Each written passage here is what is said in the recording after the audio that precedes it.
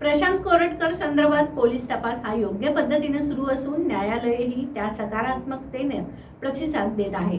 त्यामुळे जनतेनं कोणतीही मनात शंका न ठेवता आणि कायदा हातात न घेता संयमानं कार्यरत व्हावं।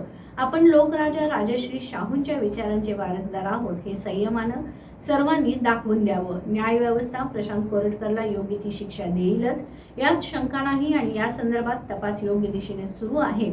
आपण न्यायालयातील प्रत्यक्ष कामकाजाचे साक्षीदार आहोत, त्यामुळे कोणीही कायदा हातात घेऊ नये असं आवाहन सामाजिक कार्यकर्ते आणि वकील प्रमोद दाभाडे यांनी टीव्ही नेक्स्ट मराठीशी बोलताना केलं आहे।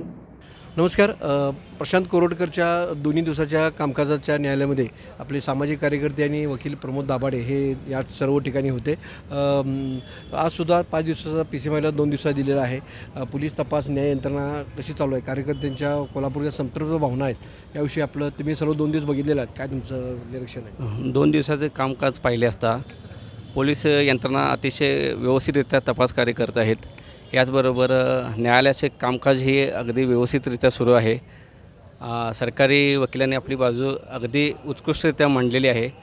आता 2 दिवसाचं PC मिळालेलं आहे, तरी मी याबरोबरच आपल्या कोल्हापूर ही शाहू नगरी आहे, कोणीही आपला कायदा सुव्यवस्था हातात घेऊ नये, आपण शाहू विचारांचे आहे एवढंच सांगू इच्छितो, कायदा सुव्यवस्था हातात घेऊ नये।